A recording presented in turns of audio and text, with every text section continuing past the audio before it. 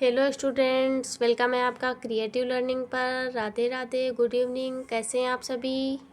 और आप सभी की भी स्टडी कैसी चल रही है?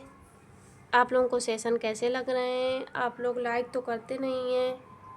अगर लाइक करेंगे तो इससे आप लोगों का कुछ नहीं बिगड़ने वाला है और आप लोगों को इससे मुझे अच्छा लगेगा कि आप लोग लाइक करें, आप लोगों को वीडियो अच्छा लग रहा है। चलिए आते हैं अपने सेशन पर। तो प्रीवियस सेशन मैंने आप लोगों को क्वेश्चन नंबर 4 करवाया हुआ था। आज हम लोग करेंगे क्वेश्चन नंबर 5। ठीक है, तो क्वेश्चन नंबर 5 क्या दिया हुआ है, ये भी आपका सर्कल से रिलेटेड है। ये आप लोगों के क्वेश्चन उसी चैप्टर के चल रहे हैं, ट्रिग्नोमेट्रिक फंक्शंस के। ठीक है, 3.1 एक्सरसाइज के। तो क्वेश्चन दिया हुआ है आपका, एक वृत्त जिसका व्यास, अब इसमें आप लोगों को डायामीटर दिया हुआ है। व्यास 40 सेंटीमीटर है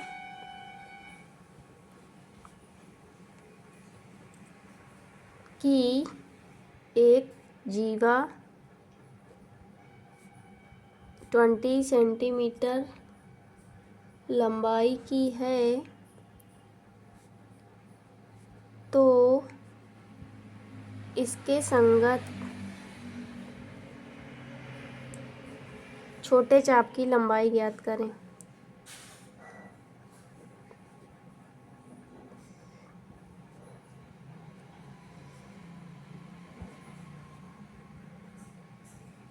ठीक है, तो इसको आइए देखते हैं। पहले इसको, इसके लिए फिगर बनाना होगा।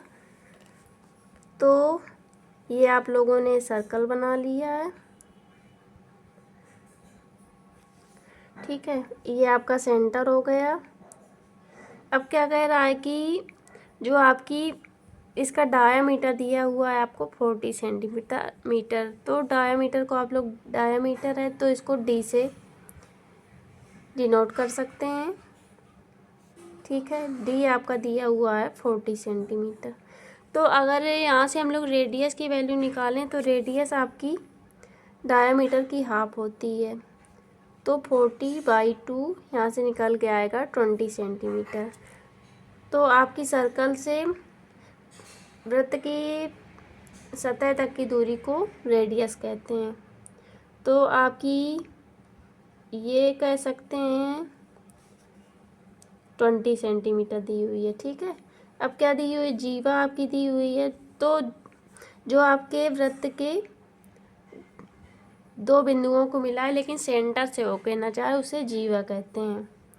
तो जीवा आपकी दी हुई है 20 सेंटीमीटर। आपकी ये रेडियस तो है ही, अगर यहाँ से इसको मिला दें तो ये रेडियस हो जाएगी। ठीक है, और इसको मिला दें तो ये भी रेडियस हो गई। तो अगर इसको ना भी बनाते तो कोई, मैंने आप लोगों को समझाने के पर्पज़ से ये बनाया था, इसका कोई काम नहीं है। ठीक है, अब इसका काम है आपका, जो ए बी जीवा हो गई, ओ सेंटर हो गया, और ए ओ बी। अब आप लोग देख सकते हैं कि अगर किसी ट्रायंगल में थ्री साइड, तीनों साइड आपकी इक्वल हैं, तो वहाँ पर कौन सा ट्रायंगल बनता है। अगर आप लोगों ने ट्रायंगल पढ़ा है, ट्रायंगल की प्रॉपर्टीज़ पढ़ी है, तो आप लोग बता देंगे ईजिली कि यहाँ पर कौन सा ट्रायंगल है। ठीक है, तो अगर आप लोगों की देख सकते हैं कि इसमें कौन सी साइड्स हैं, ओ ए साइड्स हो गई, ओ बी हो गई और ए बी हो गई। तीनों की वैल्यू आपकी 20 सेंटीमीटर हो गई। तो यहाँ पर आपका बन रहा है इक्विलेटरल ट्रायंगल। कौन सा ट्रायंगल बन रहा है, इक्विलेटरल ट्रायंगल, जिसे हम लोग हिंदी में समबाहु त्रिभुज कहते हैं। यहाँ तक आप लोगों को समझ में आया या नहीं, आप लोग बताइए, जल्दी से बताइए, फिर मैं आगे बढ़ूँ।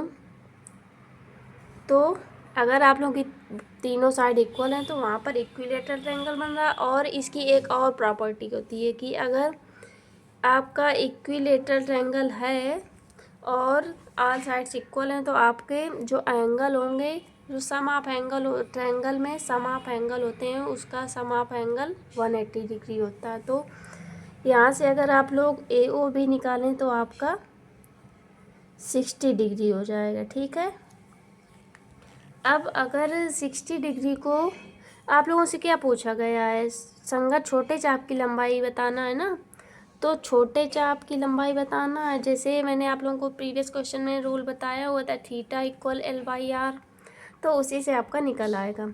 अब यहाँ पर आप लोग देख सकते हैं कि 60 डिग्री आया है और इसको हम लोग रेडियन में कन्वर्ट करें, तो अगर इसको रेडियन में कन्वर्ट करना है तो इसके लिए π/180 का मल्टीप्लाई कराना होगा। जब π/180 का मल्टीप्लाई कराएंगे तो आपका 60 से 80 180 3 टाइम कट जाएगा, तो π/3 रेडियन आ जाएगा। यहाँ तक आप लोगों को समझ आया या नहीं? चलिए अब हम लोग रूल लिखेंगे, थीटा इक्वल L/R होता है। अब इसमें क्या करेंगे, थीटा की वैल्यू रख देंगे और आर की वैल्यू आपको दी हुई है, एल निकालना है, एल आपका आर्क है, ठीक है। तो यहाँ पर कुछ मेंशन नहीं कि यहाँ पर छोटा चाप है या बड़ा चाप है, तो एल इक्वल आर्क, आर्क को आप लोग चाप बोलते हैं, ठीक है। तो अगर एल इक्वल निकालें यहाँ से, तो एल इक्वल अगर क्रॉस मल्टीप्लिकेशन करा दें तो एल इक्वल आपका आ जाएगा थीटा मल्टीप्लाई आर। अब क्या करेंगे, L equal theta multiply R में आप लोग थीटा और रेडियस की वैल्यू पुट कर देंगे, तो एल इक्वल आपका हो जाएगा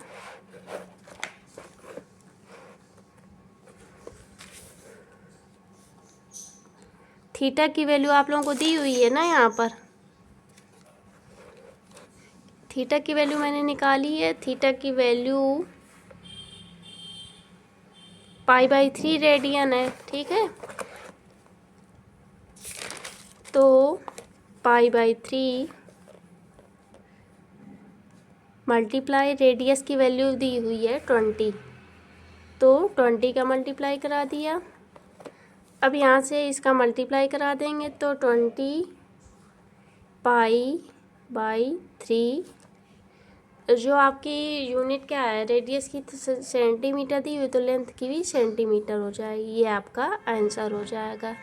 आप लोगों को समझ में आया या आप लोगों को कहीं पर भी प्रॉब्लम आई हो तो आप लोग बताइए। चलिए मैं फिर से आप लोगों को ये क्वेश्चन रिकॉल कर देती हूँ, क्योंकि इसमें थोड़ा सर्कुलर फैक्ट लग गए हैं तो आप लोगों को थोड़ा समझने में दिक्कत आ रही होगी। चलिए क्वेश्चन क्या दिया, एक वृत्त जिसका व्यास 40 सेंटीमीटर है की एक जीवा 20 सेंटीमीटर लंबाई की है, तो इसके संगत छोटे चाप की लंबाई ज्ञात करें। तो आपको मैंने सर्कल बना के यहाँ पर नोट करके बता दिया कि सर्कल में सेंटर कहाँ है, रेडियस कहाँ है, डायामीटर कहाँ है। अगर इसको पूरा मिला देते तो ये आपका डायामीटर हो जाता है। डायामीटर जो होता है आपका रेडियस का 2 गुना होता है, तो अगर रेडियस निकालनी है, डायामीटर दिया हुआ है, तो रेडियस आपकी हाफ हो जाएगी डायामीटर की।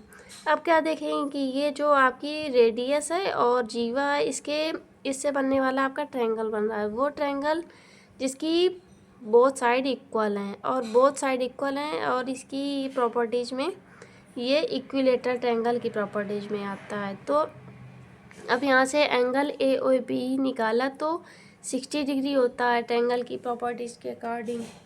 तो 60 डिग्री को हम लोगों ने रेडियन में कन्वर्ट किया। रेडियन में कन्वर्ट करने के लिए π/180 का मल्टीप्लाई कराया। जब π/180 का मल्टीप्लाई कराया तो π/3 रेडियन आ गया। अब हम लोगों को रूल पता है, थीटा इक्वल L/R।